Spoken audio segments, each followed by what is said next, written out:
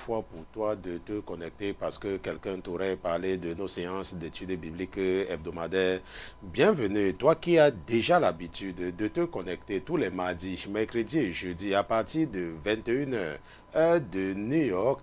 Bienvenue à tous ceux-là qui nous écoutent depuis les pays arabes. Nous saluons ceux-là qui nous écoutent depuis l'Arabie Saoudite, depuis le Koweït, depuis l'Iran, depuis le Pakistan, depuis l'Azerbaïdjan, l'Ouzbékistan, le Kazakhstan. Nous saluons également ceux-là qui nous écoutent depuis la Chine, depuis la Corée du Sud, sans oublier ceux-là qui sont du côté du Japon et également ceux qui nous écoutent depuis les Amériques et surtout l'Amérique du Sud, l'Argentine, la Bolivie, le Paraguay, tous ces pays-là qui sont de ce côté-là. Je salue particulièrement également tous ces chefs de famille, toi ce père de famille, toi cette mère de famille qui a pris la résolution d'éduquer tes enfants spirituellement par ces séances d'études bibliques hebdomadaires. Bienvenue ma soeur. Bienvenue mon frère, je remercie donc le Seigneur Jésus-Christ pour ta vie, je remercie le Seigneur Jésus-Christ pour vos vies, je le remercie d'avoir mis dans vos cœurs le désir des choses spirituelles. La parole de Dieu nous enseigne dans l'évangile de Matthieu. Dans Matthieu chapitre 6, versets 19 à 21, la parole de Dieu dit « Ne vous amassez pas des trésors sur la terre où les vers et la rouille gâtent tout et où les larrons percent et dérobent. Mais amassez-vous des trésors dans le ciel où les vers ni la rouille ne gâtent rien et où les larrons ne percent ni ne dérobent point. Car où est votre trésor, là aussi sera votre cœur. » La parole de Dieu dit que car où est votre trésor, là aussi sera votre cœur. La parole de Dieu dit que où est ton trésor, là aussi se trouve ton cœur. Je ne sais pas comment l'ennemi a réussi à t'encourager à épargner et à investir sur les choses charnelles. Je ne sais pas comment l'ennemi réussit à t'encourager à croire que tu ne vas jamais mourir, même comme tu assistes aux funérailles tout le temps. Je ne sais pas comment l'ennemi fait que tu ne parles plus à quelqu'un seulement parce que la personne te doit de l'argent. Je ne sais pas comment l'ennemi fait que tu es prêt à tuer ou à faire du mal à quelqu'un à cause des biens de la terre. Mais ce soir, la parole de Dieu a mis dans le cœur de ton frère et serviteur que je suis de te dire que si tu laisses et que tu fais du bien en ton prochain, sachant que c'est à Dieu que tu le fais et sachant que ce que tu as pardonné à quelqu'un parce qu'il t'a emprunté de l'argent, c'est à Dieu que tu donnes, la parole de Dieu me dit de te dire que tu es en train d'investir et au ciel. Et parce que ton investissement est au ciel, alors ça t'encouragera à éviter le péché. Je remercie le Seigneur Jésus-Christ pour ta vie. Ce soir, nous allons juste revenir sur ce que nous devrions normalement enseigner jeudi dernier, mais j'avais déjà tout préparé, n'est-ce pas? Tout était prêt pour jeudi dernier, mais à la dernière minute, lorsque je suis venu entrer au studio, puisque nous entrons souvent 30 minutes ou avant, n'est-ce pas, mon esprit m'a dit de ne pas enseigner, de vous laisser digérer les enseignements les deux précédents enseignements. Et je suis donc sorti parce que je ne suis qu'un serviteur. Et nous allons donc revenir là-dessus ce soir. Être membre d'une mauvaise église ou alors je pense que j'ai eu beaucoup de problèmes, n'est-ce pas, à essayer de trouver la formule courte. Et je ne sais pas ce que j'ai mis à votre niveau là-bas. C'est comment être membre, comment aller au paradis étant membre d'une mauvaise église, ok, l'église de Sardes, n'est-ce pas? Aller au paradis, étant membre d'une mauvaise église, l'église de Sardes, ce sera le sujet de notre étude biblique de ce soir. Mais avant toute chose, avant de nous aventurer à utiliser la chair et le sang pour enseigner les princes et les princesses que vous êtes, nous allons d'abord nous assurer de la présence de notre patron dans ce studio.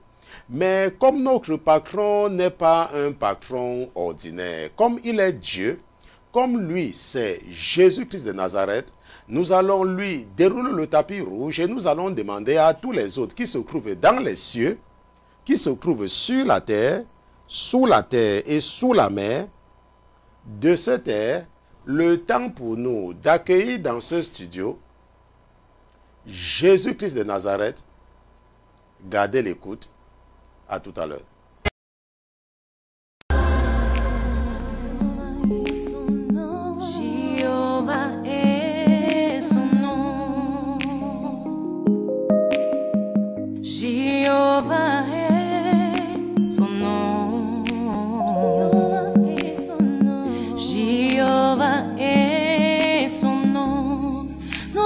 Puissant guerrier, puissant guerrier,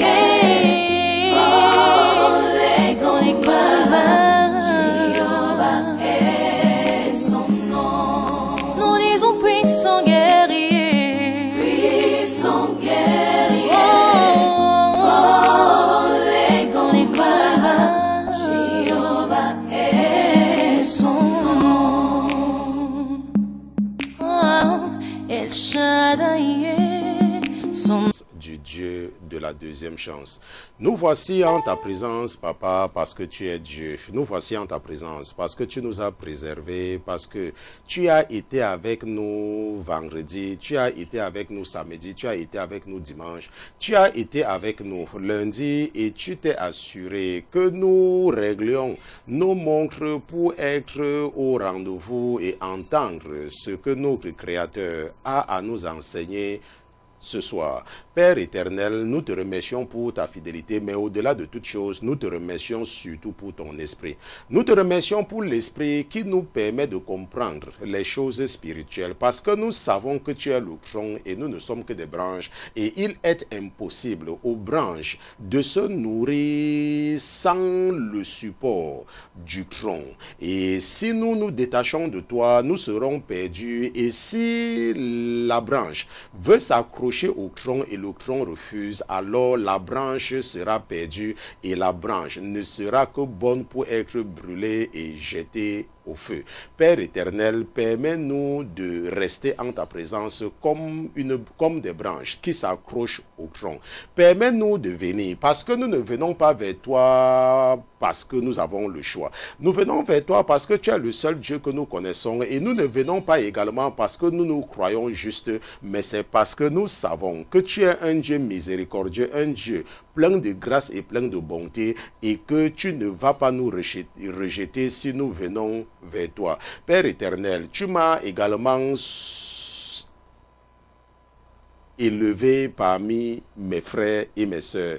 Tu m'as suscité parmi eux afin de m'utiliser pour pouvoir les faire comprendre ta parole, pour pouvoir parler à travers leurs frères que je suis et les amener à être conscients de la réalité d'une vie après la mort. Nous te remercions, mon Dieu, mon roi, pour le sujet que nous allons aborder ce soir. Et je prie que tu prennes le contrôle de mon âme et de mon esprit afin de m'empêcher d'utiliser mon raisonnement cartésien pour éduquer et pour parler aux princes et aux princesses qui sont connectés en ce moment. Nous te remercions pour ta fidélité au nom de Jésus-Christ, ton serviteur et tes enfants. D'une seule voix, nous te disons Amen, amen, amen, amen.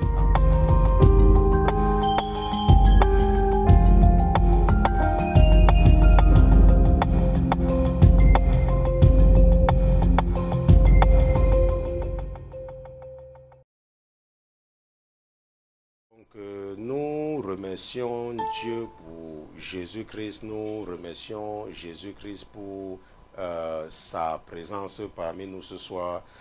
Nous le remercions parce qu'il est Dieu, nous le remercions parce que sans Jésus-Christ, bien évidemment, il nous serait totalement impossible d'aller devant Dieu. Jeudi dernier, normalement, n'est-ce pas, je devais certainement vous faire remarquer que après l'enseignement de mercredi, après l'enseignement de mercredi, mon esprit m'a dit de changer, n'est-ce pas, d'enlever. J'ai toujours mis jeune pasteur, n'est-ce pas, devant mon nom depuis 4 ans aujourd'hui, depuis que nous avons commencé le ministère. Et puis, les enseignements que nous avons faits sur pourquoi, n'est-ce pas, les 70 ans, n'est-ce pas, de captivité, l'esprit que j'ai reçu dans la maladie m'a dit que, ok, ça va, à partir de maintenant, ne mets plus jeune devant ton nom. Et vous allez donc vous rendre compte qu'il n'y aura plus, n'est-ce pas, jeune devant mon nom, ça sera le pasteur Christian.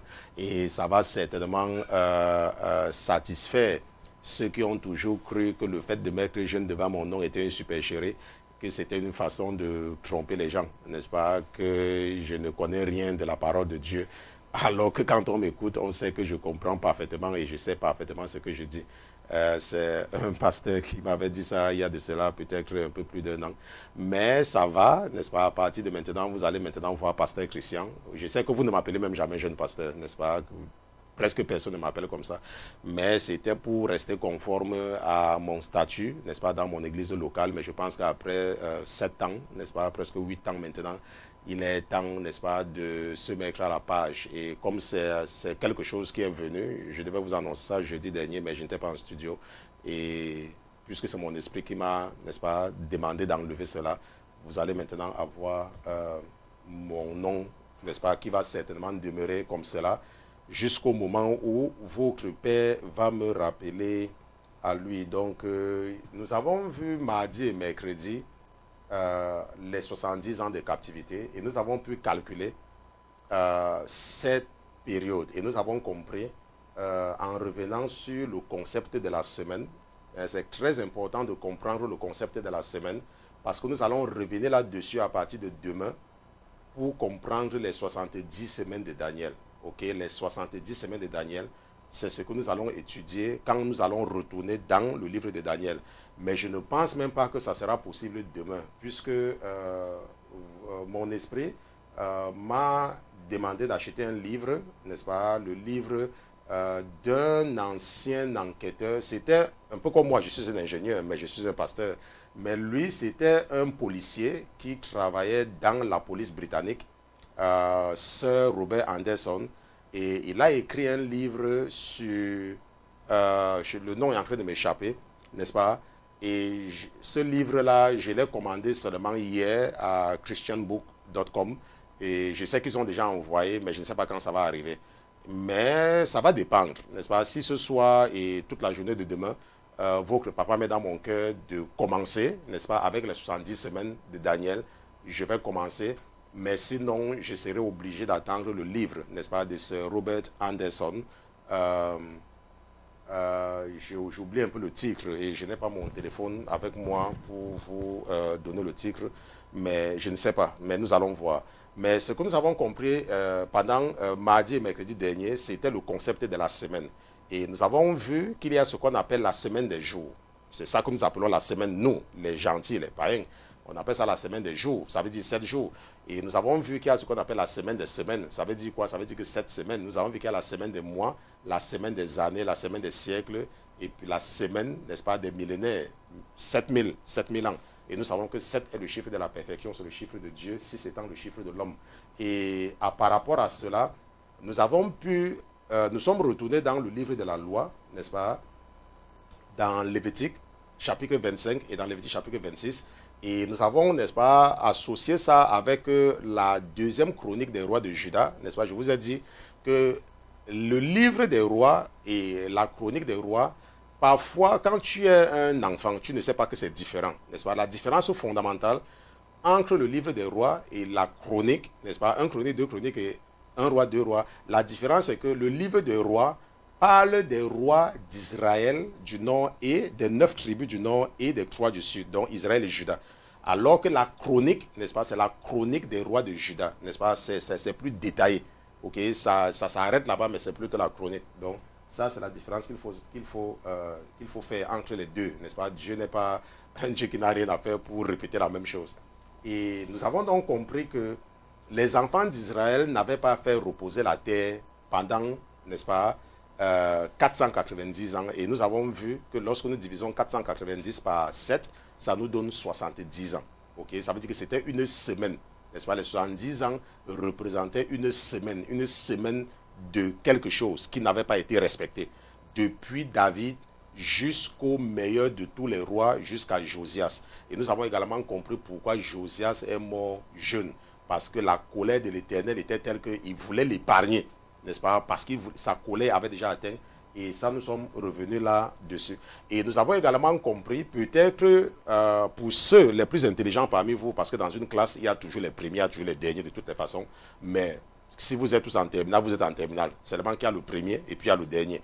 Et pour toi qui es intelligent, n'est-ce pas, tu as certainement compris que la différence entre les 9 tribus du Nord qui ont été emportés en captivité, n'est-ce pas, à la 9e année de Osée, fils d'Éla, par les Assyriens, ils ne sont plus jamais revenus. Ok? Et alors que ceux du Sud, qui seront déportés, n'est-ce pas, des décennies, peut-être un peu plus de 200, 220, 230 ans plus tard, eux, ils vont revenir. N'est-ce pas? Quelle est la différence? Si nous nous référons seulement à la prière de Daniel, voilà, je pense que c'est ce que nous allons revenir demain. Nous allons revenir sur cette prière-là. Okay? Parce que je ne pense pas que je vais entamer avec les 70 semaines. Je pense que nous allons revenir sur la prière de Daniel demain. Parce que c'est quelque chose qui était prévu. Maintenant, je disais donc que si nous regardons la différence et que nous observons la prière de Daniel, nous allons voir que la différence entre ceux du Nord qui ont d'abord, ils ont toujours été mauvais de toutes les façons, et ceux du Sud, c'est qu'ils ont confessé. Ils ont demandé pardon à Dieu. Et nous allons partir dans Lévitique chapitre 26, seulement pour confirmer ce que je vous dis. Nous partons dans Lévitique chapitre 26.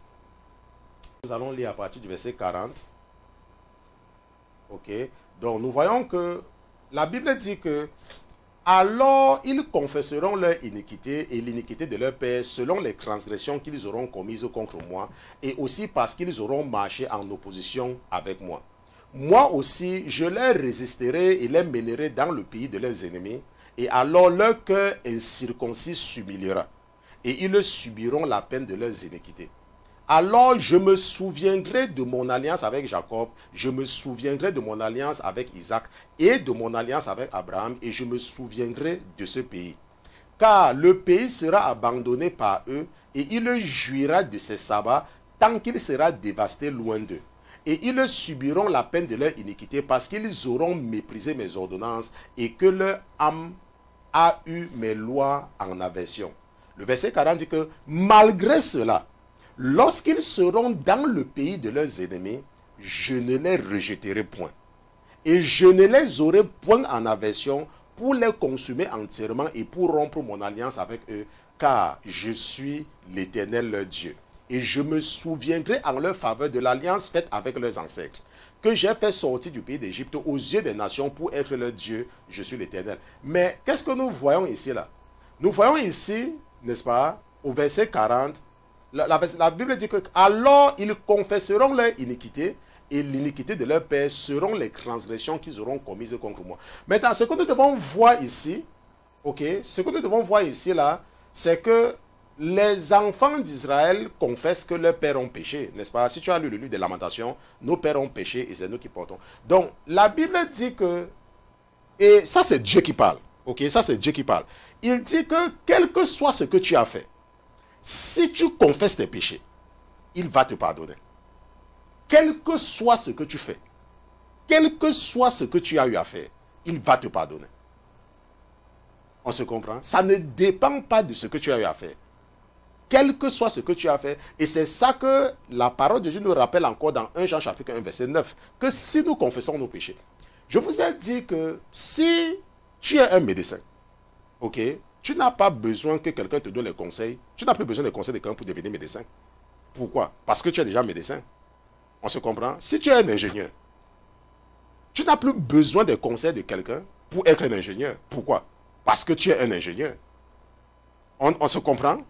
Ok, ce n'est pas que tu es orgueilleux ou que tu es arrogant. Tu l'es déjà.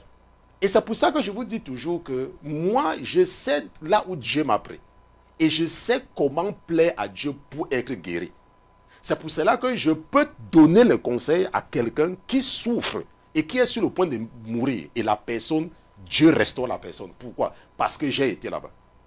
Et la clé de la guérison, c'est la confession et la repentance. Et ça passe par l'obéissance totale de la parole de Dieu, bien évidemment. Ça passe par l'obéissance totale de la parole de Dieu. Quand Dieu m'a appelé, il m'a pas appelé avec mon épouse. Lorsque j'ai commencé à marcher avec le Seigneur, mon épouse n'était pas là. Mais les agissements de mon épouse ne faisaient pas que je me comporte d'une façon contre elle. Quand je voyais ce que la Bible me disait, je la laissais faire ce qu'elle avait à faire. Ça, c'était son problème. Mais moi, j'obéissais à la parole de Dieu. On se comprend? Et je continuais à prier et à intercéder pour elle. Donc, ce n'est pas parce que tu vas me dire que ton partenaire fait ceci ou ton partenaire fait cela que tu vas mal lui parler. On se comprend? Si tu fais comme ça, tu ne vas jamais guérir. Tu dois te conformer à la parole. Et la Bible dit que Dieu va te pardonner. Et c'est ce comportement-là, c'est ton comportement qui va convaincre ton partenaire qu'il y a un Dieu qui est dans toi. Et je sais de quoi je parle. On n'a pas lu ça dans un livre. On se comprend. Donc, ça, c'est ce que nous avons vu la dernière fois et c'était ce que je voulais, n'est-ce pas, rappeler en prélude. Maintenant, nous allons partir dans Apocalypse. N'est-ce pas? Je remercie, n'est-ce pas, le Seigneur pour vos vies. Il y a des gens qui veulent entendre ce que vous entendez et ils n'ont pas la possibilité. Parce que malheureusement, ceux qui doivent leur parler dépendent de leur argent et ils ne peuvent pas leur dire la vérité. Ok? Apocalypse chapitre 3. Nous allons partir, n'est-ce pas, nous sommes dans le livre des Révélations, nous partons au verset 1. Voilà ce que la Bible dit. La Bible dit que, nous lisons ensemble, n'est-ce pas, Apocalypse chapitre 3, verset 1 dit « Écris aussi à l'ange de l'église de Sardes. Voici ce que dit celui qui a les 7 esprits de Dieu et les 7 étoiles. Je connais tes œuvres. Tu as la réputation d'être vivant, mais tu es mort. » Ok, j'espère que c'est déjà là-bas sur le tableau. Parce que je veux bien qu'il lise bien cette partie-là. Je connais tes œuvres. Tu as la réputation d'être vivant, mais tu es mort. N'est-ce pas? Parfois, quand il y a un passage que mon image en bas là essaie de cacher, il faut enlever, mettre là, le deuxième pour qu'on voit bien. Ok, je suis en train d'insister là-dessus. Parce qu'il y a des gens qui vont dans certaines églises et ils croient que parce qu'il y a un prophète dans cette église-là, que l'église est vivante. N'est-ce pas? La Bible dit que tu as la réputation d'être vivant, mais tu es mort. Et la Bible dit que sois vigilant et affermis le reste qui s'en va mourir. Car je n'ai point trouvé tes œuvres parfaites devant Dieu. Souviens-toi donc de ce que tu as reçu et entendu. Garde-le et répands-toi. Car si tu ne veilles pas, je viendrai vers toi comme un voleur, ça veut dire comme un larron, et tu ne sauras point à quelle heure je viendrai vers toi. Tu as aussi à Sardes quelque peu de personnes qui n'ont point souillé leurs vêtements et qui marcheront avec moi en vêtements blancs, car ils en sont dignes. Celui qui vaincra sera vêtu de vêtements blancs et je n'effacerai point son nom du livre de vie et je confesserai son nom devant mon Père et devant ses anges. N'est-ce pas? Que celui qui a des oreilles écoute ce que l'Esprit, Esprit ici en lettres majuscules, dit aux églises. Et nous savons que nous sommes en train de parler ici là des 7 églises. Nous allons déposer maintenant. Je vais attirer ton attention d'abord sur le verset 6.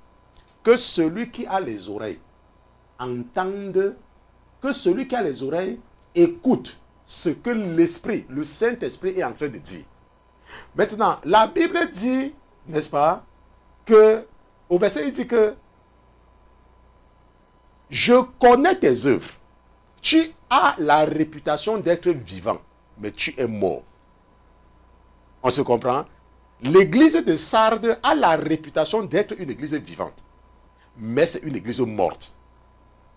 Et le verset 3 nous dit que, n'est-ce pas, Le verset, ce n'est pas le verset 3, le verset, parce que je cherche maintenant. Le verset 4 nous dit que tu as aussi à Sardes quelque peu de personnes qui n'ont point souillé leurs vêtements et qui marcheront avec moi en vêtements blancs, car ils en sont dignes. Maintenant, qu'est-ce que...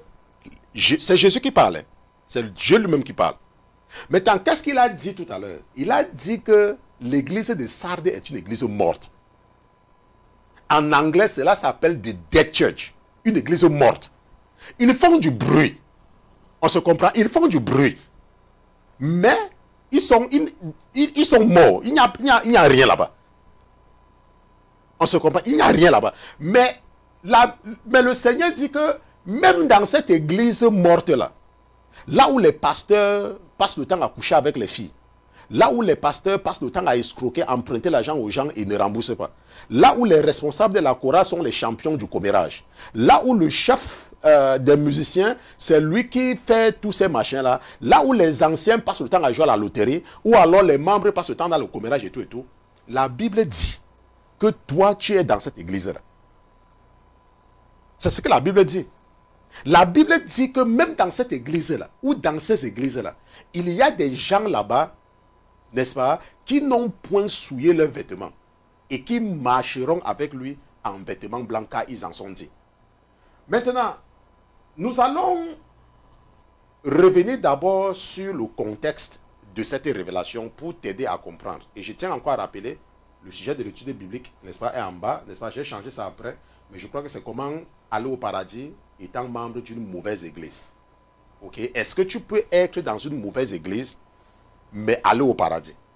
Ok? La raison pour laquelle je suis revenu sur cet enseignement, c'est parce qu'il y a beaucoup de personnes que le diable continue à trouver un moyen de les conduire en enfer et ils sont à l'aise en restant à la maison. Ils se disent qu'ils vont rester à la maison parce qu'ils ne doivent pas aller, parce qu'à l'église, il n'y a pas de bonnes églises. Mais ils ne savent pas que c'est un piège du diable. Est-ce qu'on se comprend? Ils ne savent pas.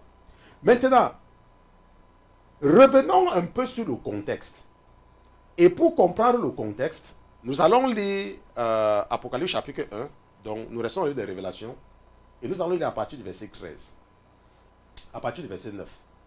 C'est Apocalypse chapitre 1, verset 9. La Bible dit que moi, Jean, votre frère qui est pas avec vous à la tribulation et au règne, et à la patience de Jésus-Christ, j'étais dans l'île appelée Patmos pour la parole de Dieu et pour le témoin de Jésus. Ça veut dire quoi? Ça veut dire qu'on l'avait fait prisonnier dans cette île-là que nous allons voir tout à l'heure. On l'avait fait prisonnier à cause de Jésus parce qu'il était un disciple. C'est pour ça qu'il dit que lui qui a pas à la tribulation. Ok? Donc, Patmos, c'était une île que nous allons voir tout à l'heure, n'est-ce pas? Rappelez-vous, nous avons étudié la ville de Corinthe. Lorsque nous avons vu que Corinthe se trouvait dans, je crois, le Péloponnèse, n'est-ce pas? Dans la Péloponnèse grecque. Nous avons vu tout cela. Et dans l'Isthmus, tu te rappelles, nous avons fait cet enseignement. Mais nous allons revenir, nous allons encore revoir la position de Corinthe. Ok? Et la Bible dit que je fus ravi en esprit le jour du Seigneur. Et j'entendis derrière moi une grande voix comme celle d'une trompette, qui disait, je suis l'alpha et l'oméga, le premier et le dernier. Ce que tu vois, écris-le dans un livre et envoie-le aux 7 églises qui sont en Asie. À Éphèse, à Smyrne, à Pergame, à Thyatire, à Sardes, à Philadelphie et à Laodicée. Ok, nous allons lire jusqu'au verset 13. Alors je me retournai pour voir d'où venait la voix qui me parlait, et m'étant retourné, je vis 7 chandeliers d'or. Et au milieu des 7 chandeliers, quelqu'un de semblable au Fils de l'homme, vêtu d'une longue robe et ceigne sur la poitrine d'une ceinture d'or. N'est-ce pas? Ce qui nous intéresse ici, là, c'est ce que Jean nous dit au verset 9. Il dit que moi, Jean, votre frère, qui n'est pas avec moi la tribulation et à la patience de Jésus-Christ, j'étais dans l'île appelée Patmos. Ça veut dire quoi? Ça veut dire que lorsque Jean, parce que Jean, c'est le seul parmi les apôtres, n'est-ce pas, qui est mort de façon naturelle. Pourquoi? Parce qu'on a essayé de le tuer, on n'a pas pu. Selon l'histoire, il semblerait qu'on l'aurait même mis, n'est-ce pas, dans de l'huile bouillante. Et quand il est ressorti de l'huile, il était encore vivant. Ok? Et c'est lui, n'est-ce pas, que la Bible dit que c'est l'apôtre que Jésus aimait le plus. Et je vous ai dit, si l'Esprit de Dieu est dans toi et que tu vois, n'est-ce pas, parce que la Bible, c'est ça, n'est-ce pas? Il y a quelque chose entre Daniel et Jean. N'est-ce pas? Et j'attends que le Seigneur me confirme ça ou m'infirme ça, parce que je suis toujours persuadé que Jean, n'est-ce pas, c'est Daniel qui est revenu. Tout comme Élie était revenu en Jean-Baptiste. N'est-ce pas? Je suis persuadé. Mais peut-être votre père va me démentir cela. Mais jusque-là, c'est ce que mon esprit m'a toujours convaincu que c'est la même. Parce que le livre de Daniel et le livre d'Apocalypse, c'est la même chose. C'est la même chose. Quand tu lis les deux livres, tu vois que c'est la même chose. On se comprend? Donc, quand il était donc là-bas, Jésus va lui dire la même chose qu'il avait dit à Daniel, n'est-ce pas, dans l'autre temps, ça serait, mais seulement d'une autre façon. Mais à Daniel, il avait dit en ce moment-là qu'il faut sceller, mais à Jean, il va dire ne scelle pas. Okay? Si tu lis bien Apocalypse, tu vas voir. Il va dire ne scelle pas, alors que lui, il va dire scelle. Okay? Nous allons même voir ça dans Daniel toujours. Maintenant, ce qui se passe donc, c'est que nous allons, si nous regardons, je vais prendre quelques schémas. Et nous allons regarder la position géographique de Sardes. N'est-ce pas? Sardes, c'était dans l'ancien empire, c'était même quel empire encore là? Dans l'ancien Rome de Lydie. Ok? Donc voici la carte de l'Asie mineure. Et là-bas, nous allons voir Sardes ensemble. Je pense que mon épouse va vous montrer cela. Ok? Donc si tu regardes cette carte-ci, ok? Ici, là, nous avons étudié cette partie la dernière fois. La ville de Corinthe, et nous avons vu que Corinthe était dans l'isthmus, n'est-ce pas? C'est cette partie, c'est le lopin de terre qui connecte, n'est-ce pas, les deux. Et ça, on a vu que c'est ça là, c'est ça qu'on appelle le Péloponnèse, n'est-ce pas, le Péloponnèse. Et c'est là où Corinthe se...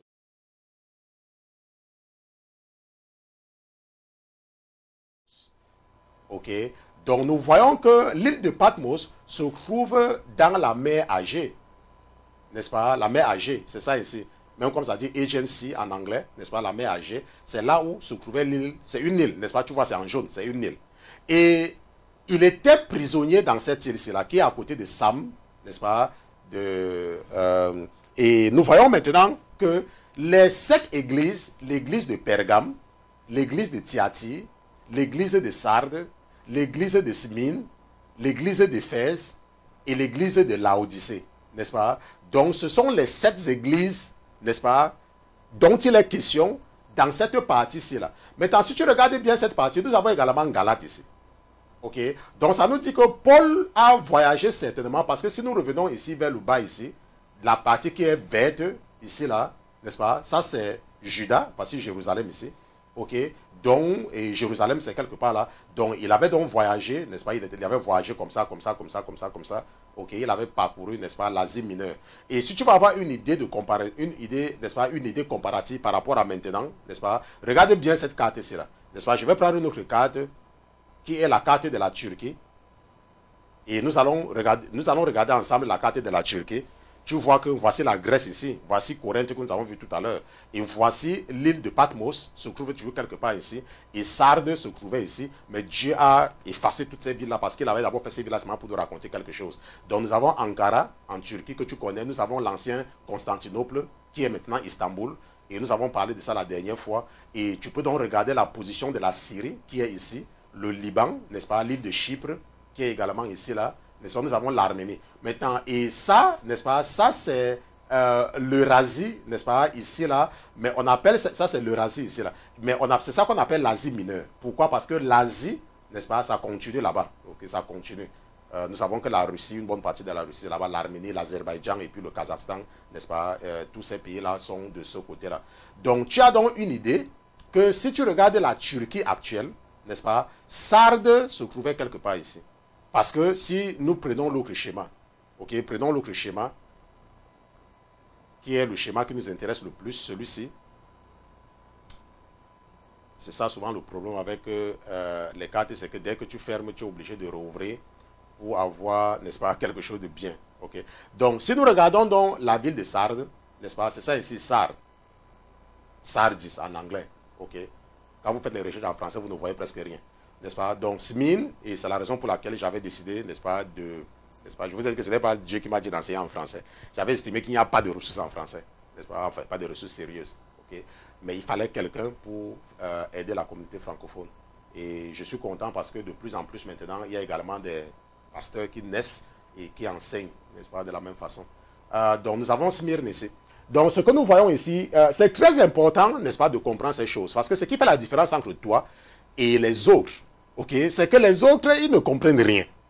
Ok, on les parle, ils ne cherchent même pas à savoir de quoi on parle. Ils acceptent tout, ils ramassent n'importe quoi, mettent dans la bouche comme des cochons. Même si on est en train de raconter des choses qui ne tiennent pas debout. Ok, comme je racontais à l'une de vos sœurs, qui avait ce pasteur qui était venu dans une certaine église, et il disait aux gens que si tu veux commencer à parler en langue, tu dois aspirer, et puis tu dois expirer, après tu commences à parler, comme ça tu vas commencer à parler en langue des conneries. Et qu'il y a les gens qui s'étaient amassés devant l'église là pour faire la même chose. Okay? C'est pour ça, parce qu'ils ne lisent pas la Bible. Donc n'importe quel aventureux peut venir la raconter, n'importe quoi, ils vont croire. Ok, donc ce que nous allons donc voir maintenant, parce que nous savons maintenant là où se trouve Sardes, nous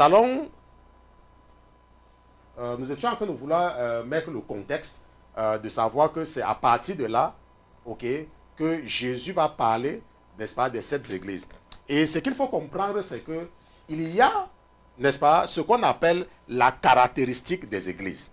N'est-ce pas, lorsque nous regardons ce que Jésus parle de Pergame, de Thyatire, de Smyrne, de Sardes, d'Éphèse, de Philadelphie et de Laodicée, n'est-ce pas, les 7 églises, ce sont les caractéristiques des églises. Et parmi ces églises, il y a l'église qu'on dit qu'elle est morte. Ok, the dead church, c'est une église qui est morte. Nous avons vu ça ensemble lorsque nous avons lu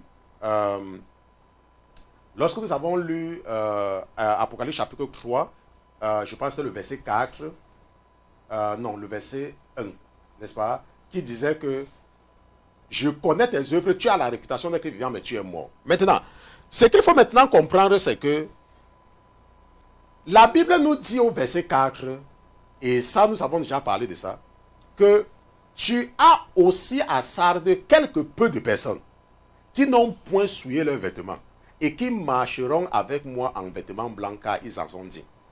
Ça veut dire quoi? Ça veut dire que tu peux être dans une église où les gens font des conneries, mais toi, tu ne les imites pas. Et tiens-toi tranquille, quand on dit les gens font des conneries, on ne parle pas seulement des membres de l'église, hein. On parle des pasteurs qui font des conneries. On se comprend, on parle des pasteurs qui font des conneries. Mais toi, tu ne les imites pas. Ce n'est pas parce que tu pars dans une église où les gens font ce qui est contre la parole de Dieu que tu dois faire. Non. Certains de vos frères et sœurs ont la grâce, n'est-ce pas, parmi vous qui me suivez, malheureusement, vous êtes dans d'autres continents, mais il y en a qui ont la grâce d'être à New York avec moi ici et qui viennent dans mon église. Ok, dans l'église où je pars, on ne fait pas ce que je vous enseigne. Et dans l'église où je pars, je ne fais pas ce qu'ils font. N'est-ce pas? Ce n'est pas parce que les gens font des choses qui ne sont pas conformes à la parole de Dieu que tu dois les imiter. Et je peux seulement attirer votre attention, c'est que la Bible dit ici là que tu as à Sardes quelque peu de personnes qui n'ont point souillé leurs vêtements et qui marcheront avec moi en vêtements blancs. Ça veut dire quoi? Ça veut dire que tu peux partir dans une église où les gens font des histoires. Toi, tu ne les imites pas. C'est ce que ça veut dire. Est-ce qu'on se comprend? Tu pars parce que tu ne peux pas rester à la maison. Et laisse-moi te dire que si tu es à la recherche de l'église parfaite, n'est-ce pas? Ça veut dire que l'église de Philadelphie, tu vas chercher et tu vas te fatiguer. L'église de Philadelphie, c'est peut-être, tu vas peut-être voir ça, peut-être une église comme ça dans un pays entier.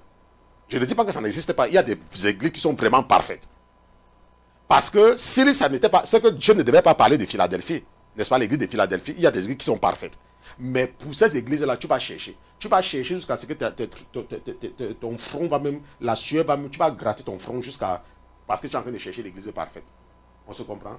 Bon, maintenant, si donc Dieu nous dit que tu peux être dans une mauvaise église, mais aller au paradis, s'il nous dit ça, si Jésus nous dit que tu peux être membre de l'église de Sardes, mais aller au paradis, ça veut dire quoi pour toi? Ça veut dire que il y a quelque chose que tu dois tout faire pour éviter. C'est ce qu'on appelle juger les autres. On se comprend? Tu dois apprendre à éviter de juger les autres. Et tu dois éviter de te justifier. Nous allons partir dans Luc chapitre 18. Et nous allons voir quelque chose de très important là-bas. Ça, c'est le Seigneur lui-même qui parle. Luc chapitre 18, je pense qu'il fait un peu chaud dans le studio. Si on pouvait allumer la clim, malheureusement, nous sommes en direct. Luc chapitre 18. Nous allons lire à partir du verset 9. Ok? Et ça, c'est Jésus qui parle. N'est-ce pas? Jésus dit, Il dit aussi cette parabole au sujet des gens persuadés en eux-mêmes qu'ils étaient justes et qui méprisaient les autres. Ça, c'est Dieu qui parlait. Et Dieu est en train de raconter une parabole. La Bible dit qu'il dit aussi cette parabole au sujet des gens persuadés en eux-mêmes qu'ils étaient justes et méprisaient les autres. Je vous ai dit que la raison pour laquelle je n'aimais pas partir à l'église, parce que je suis né dans une famille catholique, mais à un moment donné, j'ai arrêté d'aller à l'église. Pourquoi? Parce que je voyais que les gens faisaient toutes les mauvaises choses là-bas. Et c'est ça qui me chassait de l'église. Et un jour, quand j'étais encore dans mon pays, avant d'aller en Angleterre, il y a quelqu'un qui... Parce que je me suis toujours débrouillé, on se comprend. Je suis né dans une famille tellement pauvre que j'ai appris à me débrouiller, n'est-ce pas? Je vous ai dit que notre maison, dans notre quartier, et ça mon épouse est là, elle peut témoigner.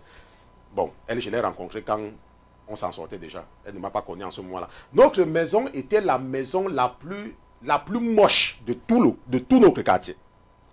Là où j'ai grandi, la maison où j'ai grandi, c'était la maison la plus moche. Je n'avais jamais le courage d'amener un de mes amis chez nous. Je me cachais toujours quand je sortais pour aller à l'école. Seulement pour vous dire, et j'ai appris à cause de cela à me débrouiller. Et la Bible dit, et je vous disais donc, à cause de cela, parce que comme j'étais quelqu'un je suis quelqu'un qui ne supporte pas la méchanceté. Ça, c'est ma nature. N'est-ce pas? Je ne supporte pas. Et à cause de cela, donc, je ne voulais pas partir à l'église. Et un jour, donc, il y a ce monsieur qui est venu dans un endroit où je me débrouillais pour avoir un peu de l'argent pour soutenir, n'est-ce pas, pour me soutenir, n'est-ce pas, mon fils à l'époque. Il est venu, il me dit, pourquoi tu ne pars plus à l'église? Je lui dis qu'il y a trop de mauvais gens là-bas. Et il dit que, mais est-ce que quand tu pars là-bas, tu regardes les gens qui sont mauvais? Je lui dis que je ne regarde pas les gens qui sont mauvais, mais je ne pars plus.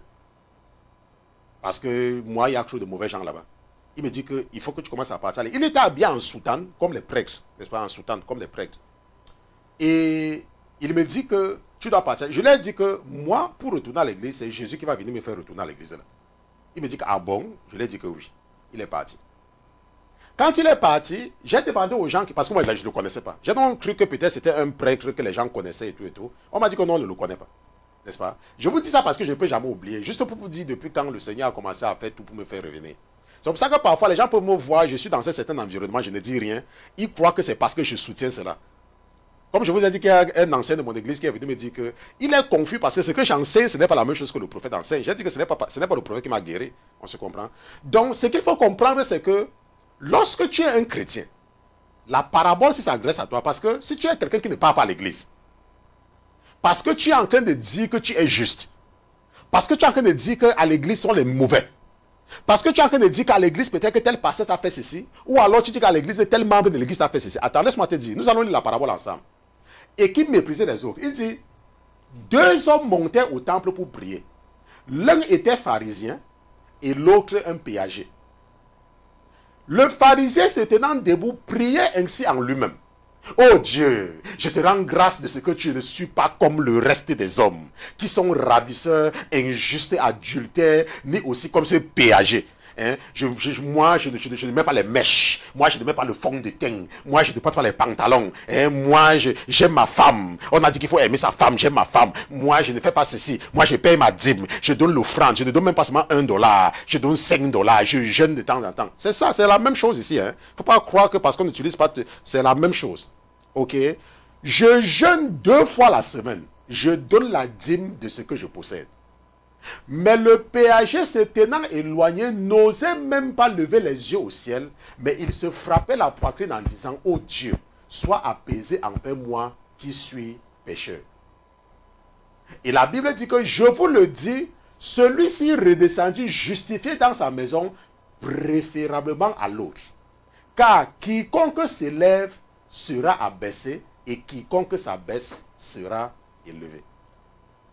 Ça veut dire quoi? Ça veut dire que tu peux partir à l'église avec une femme qui fait des choses. Et elle sait, elle est consciente que ce qu'elle fait n'est pas bien. Et elle veut arrêter. Moi, je suis un pasteur, je sais de quoi je parle. Il y a des femmes qui viennent vers moi qui me disent qu'elles veulent arrêter et n'arrivent pas.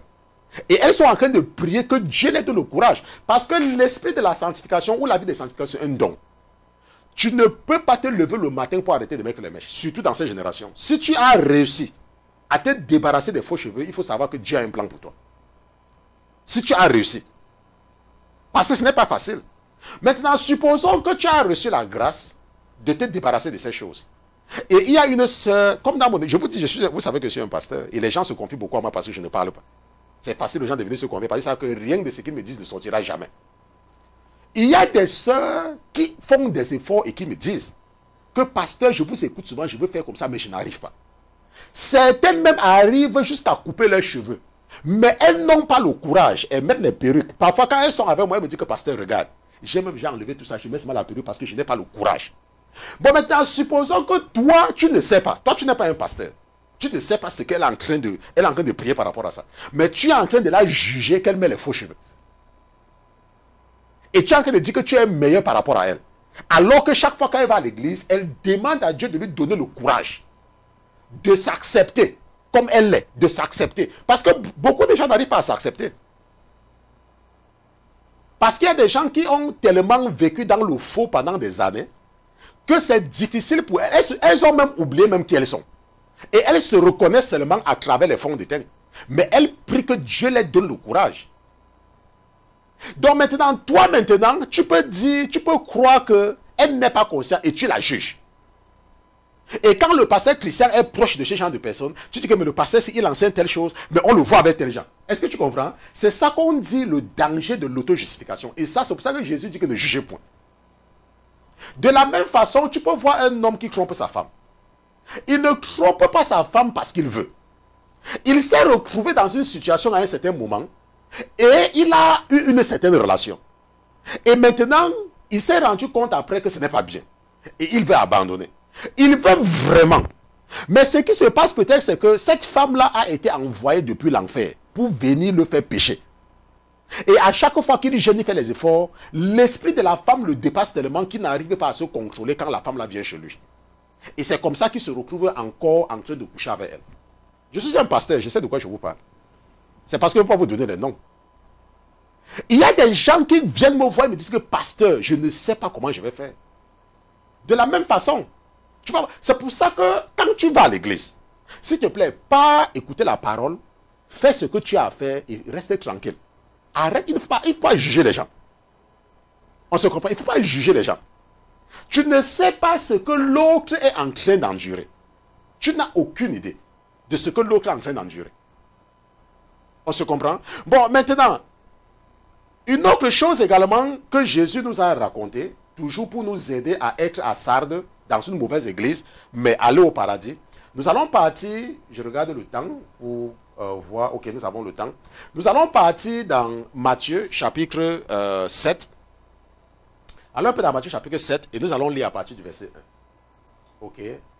Matthieu chapitre 7 à partir du verset 1. La Bible dit que ne jugez point afin que vous ne soyez point jugés. Car on vous jugera du même jugement dont vous jugez. Et on vous mesurera de la même mesure dont vous mesurez. On se comprend? Je vais lire jusqu'au verset 5. Et pourquoi regardes-tu la paille dans l'œil de ton frère, tandis que tu ne vois pas la poutre dans ton œil? Ou comment dis-tu à ton frère, permets que j'ôte cette paille de ton œil, et voici une poutre est dans le tien? Hypocrite. Ôte premièrement de ton œil la poutre, et alors tu penseras à ôter la paille de l'œil de ton frère. Je vais vous donner un exemple simple. Il y a des gens, je vais vous donner un exemple simple pour vous amener à comprendre cela. Par exemple, tu vis avec une femme. Tu es parti te marier à l'église. N'est-ce pas? Tu es parti, tu es marié à l'église. Tu es parti te marier chez le pasteur. Un pasteur a béni tout votre mariage et tout et tout. N'est-ce pas? Et tu te dis que tu es marié. On se comprend. Tu te dis que tu es marié. Et tu passes maintenant le temps à juger les autres qui vivent dans la fornication. Tu passes le temps à juger les gens qui vivent dans la fornication. Tu passes le temps à les insulter, à dire que toi tu es mieux qu'eux. Et un jour, parce que Dieu t'aime, il te fait écouter le pasteur Christian pour te dire que le seul mariage le seul mariage biblique, c'est le mariage traditionnel. Ça veut dire quoi? Ça veut dire que dans la réalité, tu n'es pas marié. Parce que l'homme qui t'a épousé n'a aucune idée de qui est ton père. Il ne parle même pas avec ton père. Il ne connaît même pas ton père. Mais toi, tu te dis que tu es marié. Maintenant, lorsque tu écoutes le pasteur Christian, parce que Dieu t'aime, que, pour te faire savoir que le mariage, c'est le père de la fille qui donne sa fille en mariage. Le mariage devant Dieu, c'est le père de la fille. Donc les histoires, peut-être que ton pasteur t'a trompé, tu es parti te mettre devant un pasteur, vous avez fait vos histoires là et tu ne connais pas le père de la fille. Laisse-moi te dire que le mariage là, c'est entre toi et ton pasteur là-bas. Parce qu'il n'y a pas un endroit dans la Bible où un homme de Dieu a marié deux personnes. Ça n'existe pas. Et la Bible dit qu'on ne doit rien enlever, on ne doit rien ajouter. On se comprend? Il n'y a pas un endroit dans la Bible où on te dit que oh, tu es parti à la mairie, tu as fait ça. Ça n'existe pas. Donc le père de la fille doit te connaître. Le père de la fille. Et tu dois t'acquitter devant le père de la fille de ton devoir. Bon, maintenant, supposons que tu ne connaissais pas ça. Parce que Dieu ne t'avait pas fait voir un pasteur pour te dire la vérité. Mais entre-temps, maintenant, toi, tu es en train de juger les gens. Que telle personne fait ceci, telle personne fait cela, oh, telle personne met le pantalon, telle personne... N'est-ce pas? Alors que toi, tu t'en vivre dans le péché. C'est pour cela que Jésus nous dit, n'est-ce pas, que... N'est-ce pas? Il dit, car pourquoi regardes-tu la paille dans l'œil de ton frère, tandis que tu ne vois pas la poutre dans ton œil? Pourquoi? Parce que tu ne sais pas qu'il y a la poutre dans ton œil. N'est-ce pas? Il dit, car on vous jugera du même jugement dont vous jugez, et on vous mesurera de la même mesure dont vous mesurez. On se comprend? On vous mesurera de la même mesure dont vous mesurez. Tu vas peut-être voir un pasteur. On te dit que, oh, voici la fille du pasteur. Le pasteur a fait ceci à sa fille. Le pasteur a fait... Tu commences à jouer le pasteur. Mais tu ne connais rien de la parole de Dieu. Tu ne connais rien de la parole de Dieu. On se comprend. Tu ne connais absolument rien. Tu ne sais pas pourquoi le pasteur là est en train de faire comme ça. Jusqu'au jour où la parole de Dieu te montre que la Bible dit que si une fille commet la fornication dans la maison de son père peut la chasser. D'abord même, son père peut même la tuer. Et tu ne sais pas qu'il est en train d'agir conformément à la parole de Dieu. Mais parce que ta connaissance était limitée, tu as commencé à le juger. On se comprend? Ça veut dire que tu es en train de juger quelqu'un qui fait la volonté de Dieu. Et toi, tu es dans l'ignorance. Moi, j'ai grandi dans une tribu, dans mon pays, où c'est une abomination pour une jeune fille ou bien pour un jeune homme d'amener une femme dans le même toit où son père vit. Ça, c'est quelque chose d'abominable. C'est pas comme chez les Blancs, tu vois quelqu'un qui avait son boyfriend, ou bien ça, on appelle ça boyfriend ici chez nous. N'est-ce pas, ou bien girlfriend. Là, là où j'ai, dans ma tradition, venir même avec un homme, tu es un homme, tu viens même avec ta petite amie chez vous. C'est un scandale. Parce que c'est biblique. Parce que nos parents, n'est-ce pas, faisaient des choses, mais ils ne partaient même pas à l'église. Mais il y a certaines choses qu'ils font, n'est-ce pas, que tu retrouves dans la parole, quand tu lis la parole de Dieu. On se comprend. Donc ça, c'est très important de comprendre. Ok? Bon, maintenant, ce qu'il faut également comprendre, c'est que lorsque tu vas à l'église, c'est une occasion pour Dieu de t'amener à te perfectionner. On se comprend. Nous allons partir dans Exode chapitre 15, nous allons lire à partir du verset 22. N'est-ce pas? Ça, c'est très important parce qu'on ne peut pas terminer cet enseignement sans que nous voyons Exode chapitre 15. Partons un peu dans Exode chapitre 15 et lisons à partir du verset 22. N'est-ce pas? Exode chapitre 15, lisons à partir du verset 22. Nous allons voir ce qui va se passer là-bas.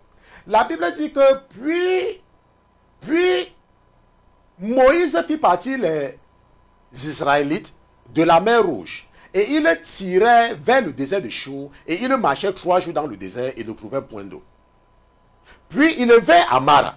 Mais il ne put boire des eaux de Mara, car elles étaient amères. C'est pour cela que ce lieu fut appelé Mara, amertume. Alors le peuple murmura contre Moïse en disant, que boirons-nous? Et Moïse cria à l'Éternel, et l'Éternel lui indiqua un bois qu'il jeta dans les eaux, et les eaux devinrent douces. C'est là qu'il lui imposa une ordonnance et un statut, et c'est là qu'il l'éprouva. Et la Bible dit que, et il dit, si tu écoutes attentivement la voix de l'Éternel ton Dieu, si tu fais ce qui est droit à ses yeux, si tu prêtes l'oreille à ses commandements, et si tu gardes toutes ses ordonnances, je ne t'infligerai aucune des maladies que j'ai infligées à l'Égypte. Car je suis l'Éternel qui te guérit. Je vous ai dit que c'est pour ça qu'un enfant de Dieu ne tombe pas malade. Ok, c'est pour cela. Quand tu vis dans la voie. Parce que c'est écrit dans la parole de Dieu. Maintenant, qu'est-ce qui se passe à Mara? Si tu lis ta Bible très bien, tu vas te rendre compte que les enfants d'Israël arrivent à Mara après avoir traversé la mer Rouge. C'est leur premier arrêt. Après avoir traversé la mer Rouge. Et après avoir vu ce que Dieu a fait. Maintenant, ils se disaient certainement que le fait qu'ils aient accepté Jésus-Christ et que Dieu ait noyé leurs ennemis, ça voulait dire qu'ils sont justes. C'est ce qu'ils se disaient. Bon, maintenant, si Dieu leur disait que ce n'est pas parce que vous êtes juste, parce que Dieu ne leur a pas encore dit cela. Il va leur dire cela après.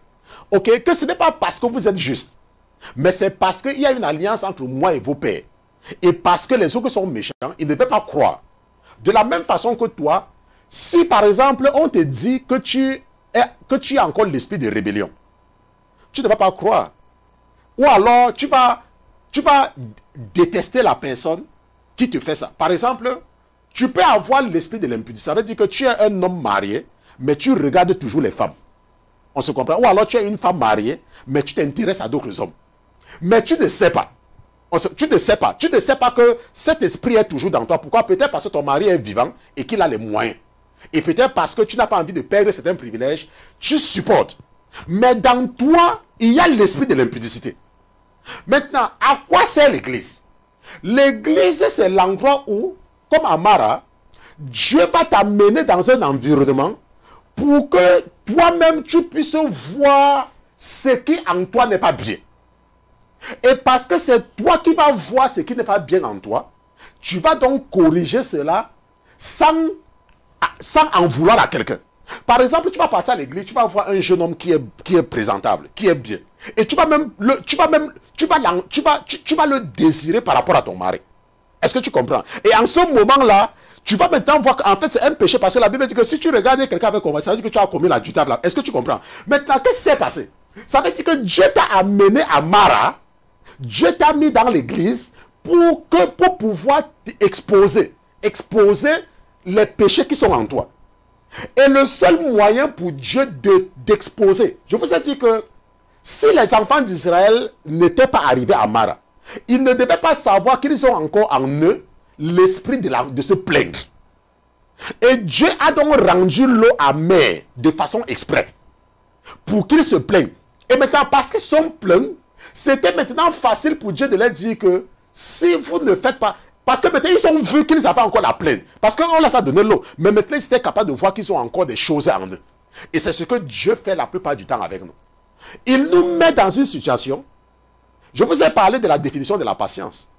Je vous ai dit que la patience, quand nous regardons la définition de la patience, il y a une partie qui dit que c'est l'aptitude à pouvoir supporter quelqu'un qui a un caractère difficile. Ça veut dire quoi? Ça veut dire que toi, tu peux croire que tu es patient. Mais Dieu te fait travailler avec quelqu'un de difficile. Pour que tu puisses voir que ta patience est à un niveau bas. On se comprend? Donc, lorsque tu vas à l'église, c'est pour cela que Paul a dit quelque part dans 1 Corinthiens chapitre 11, n'est-ce pas, verset 16, 17 à 19, que j'entends que quand vous partez à l'église, il y a des problèmes parmi vous. Et j'en crois. Parce qu'il faut même qu'il y ait ces problèmes-là pour que ceux qui sont approuvés soient reconnus. Ça veut dire quoi? Ça veut dire que c'est dans l'environnement de l'église que Dieu crée des scénarios afin de pouvoir voir vraiment ceux qui sont parfaits. C'est pour ça qu'il y a les problèmes dans l'église. C'est pour ça que quand tu parles à l'église, il y a cette sœur-là qui passe le temps à te toiser. La raison pour laquelle la sœur-là te toise, ce n'est pas parce qu'elle est possédée par le diable. C'est que Dieu est en train de l'utiliser pour enlever quelque chose dans toi. Pour que tu puisses atteindre le niveau où tu ne vas pas te gêner si quelqu'un te toise ou pas. Parce qu'un enfant de Dieu s'en fout. La Bible dit que le royaume des cieux appartient à ceux qui sont comme les enfants. Tu en avais un enfant qui se fâche parce qu'on l'a toisé. Quand tu toises un enfant, est-ce qu'il est même au courant? Parce que l'enfant, tu le tapes, il revient. Tu le tapes, il revient. On se comprend? Si on avait le temps, je devais vous raconter quelque chose, n'est-ce pas, qui m'est arrivé même ce dimanche et qui a permis au Seigneur de recommencer avec ma formation. Parce qu'à un moment donné, il y avait certaines choses que je ne voyais plus. OK? Parce que j'ai supporté une certaine situation, n'est-ce pas, ce dimanche, la formation a repris la même nuit. On se comprend? Donc, il faut savoir que le but de l'église, ce n'est pas que c'est une histoire d'une église parfaite ou pas. Tu peux partir dans une église où toutes les femmes portent le pantalon, mais toi, tu ne le fais pas. Tu peux partir dans une église où tout le monde ment, mais toi, tu ne mens pas. Tu peux être membre de l'église de Sardes et aller au paradis. Mais si tu restes à la maison, tu vas croire que tu es juste. Parce qu'il n'y a personne avec qui te comparer. Et il n'y aura personne que Dieu va utiliser pour t'amener à faire ressortir en toi tout ce qui n'est pas bien. On se comprend? Donc c'est très important de comprendre. Malheureusement, nous sommes arrivés au terme, n'est-ce pas, de notre étude biblique de ce soir. Et nous avons compris, n'est-ce pas, pourquoi, n'est-ce pas, il est important d'aller à l'église et qu'il est possible de faire partie d'une église qui est morte. Mais toi, tu pars au paradis. Parce que toi, tu fais la volonté de Dieu. On se comprend? Donc ça, c'était très important de comprendre. Si c'était la première fois pour toi de te connecter, nous sommes donc arrivés au terme de notre étude biblique de ce soir. Nous sommes la Sainteté FM, la Sainteté Télévision. Nous sommes un ministère d'enseignement et d'édification. Nous ne sommes pas un ministère évangélique. Notre mission, c'est de nous adresser à ceux-là qui ont déjà une certaine marche avec Jésus-Christ, mais qui sont encore victimes de la ruse du diable. Et nous nous retrouvons 3 fois par semaine, mardi, mercredi, jeudi, à partir de 21h, heure de New York. Et si tu as des questions, n'est-ce pas, et que tu veux poser une question au pasteur Christian, n'est-ce pas, c'est simple, pasteur Christian à la sainteté.com, pasteur Christian, n'est-ce pas, en un seul mot, pasteur Christian, n'est-ce pas, Christian comme Christian, n'est-ce pas, à la sainteté.com. Et ou alors, si tu as une question d'ordre général, peut-être que tu veux un renseignement par rapport au ministère, tu peux également nous écrire à contact, n'est-ce pas, contact à la sainteté.com et la sœur qui s'occupe de cela va te répondre. Elle va te donner tout ce que tu demandes comme information, elle va te répondre par rapport à cela. Et nous sommes, n'est-ce pas, là depuis 2014 et nous avançons, n'est-ce pas, ça c'est notre 4e année, nous entrons bientôt dans la 5e année. Je ne sais pas ce que le Seigneur nous réserve à la 7e année, si l'enlèvement n'a pas lieu entre-temps, parce que nous savons que 7, c'est son chiffre, le chiffre de la perfection. Nous allons prier. Seigneur Jésus, je te remercie d'avoir été présent ce soir dans ce studio. Je te remercie pour la vie de ton serviteur que je suis. Je te remercie pour le troupeau que tu m'as confié. Papa, permets-moi de venir en ta présence avec ce troupeau et permets-moi de te les confier. Permets-moi, ô Seigneur Jésus, de te demander d'avoir pitié de mes frères et mes sœurs, de ne pas utiliser ton échelle de mesure pour les mesurer, mais de regarder que c'est toi qui nous as donné cette chair qui nous amène à poser des actes qui amènent tes ennemis à blasphémer ton nom et amènent ce perdant à venir nous accuser devant toi. Père éternel, merci de nous pardonner nos péchés et merci d'instruire à ton ange de réécrire tous les noms des membres du troupeau que tu m'as confié dans ton livre précieux, de façon que si quelqu'un passait de vie à Crépa cette nuit, qu'il reçoive un mot de bienvenue dans ton royaume, que bien joué ma fille, bien joué mon fils, tu as résisté, bien hérité avec ceux qui t'ont précédé de la vie éternelle. Je te dis merci, Père éternel, pour ta fidélité. Je te dis merci de ne jamais mépriser nos rendez-vous de la semaine au nom de Jésus-Christ, ton serviteur et tes enfants. D'une seule fois, nous te disons Amen, Amen, Amen, Amen, Amen, Amen.